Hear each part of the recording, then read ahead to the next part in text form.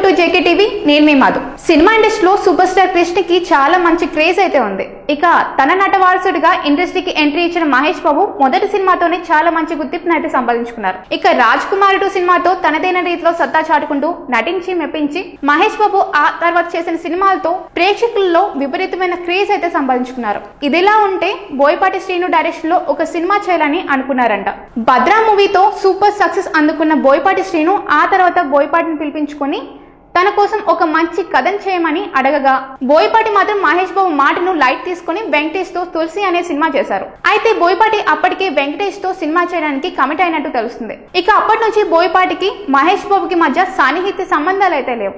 అయినప్పటికీ బోయపాటి మరోసారి మహేష్ బాబుని కలిసి ఒక కథను వినిపించినప్పటికీ ఆ కథను రిజెక్ట్ చేసినట్టుగా తెలుస్తుంది. మరి ఏదేమైనా కూడా మహేష్ బాబు లాంటి సూపర్ స్టార్ పిలుపు వచ్చినప్పుడు బోయపాటి ఒక మంచి కథను తీసుకుని ఉంటే బాగుండేది. అలా కాకుండా వేరే హీరోతో సినిమా చేసి మహేష్ బాబు మాటకు గౌరవం ఇవ్వకుండా చేశారని కొంతమంది అభిప్రాయం అయితే వ్యక్తం చేస్తున్నారు. ఇక ఏదేమైనా కూడా మహేష్ బాబుతో ఇప్పుడు ఆయన అనుకున్నా కూడా సినిమా చేయలేని పరిస్థితి అయితే ఏర్పడింది. ఎందుకంటే ఇప్పుడు మహేష్ బాబు ఇప్పుడు పాన్ వరల్డ్ సినిమాలు చేస్తూ ముందుకు దూసుకెళ్తున్నారు. కాబట్టి తనతో సినిమా చేసే అవకాశాలు అయితే లేవనే చెప్పాలి.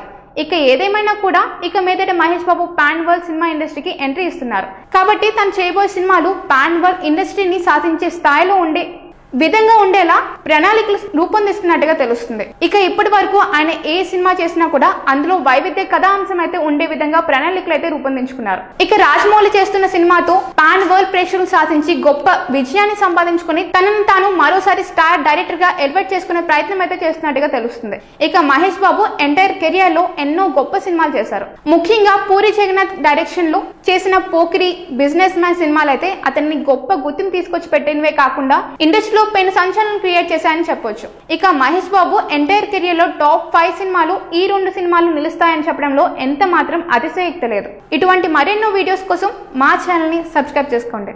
Hi guys, subscribe to JKTV. Subscribe to JKTV. Please subscribe to JKTV. Subscribe to JKTV. Hi, Andarki Namaskaram. Please subscribe JKTV. Andarki Namaskaram. Please like, share and subscribe JKTV.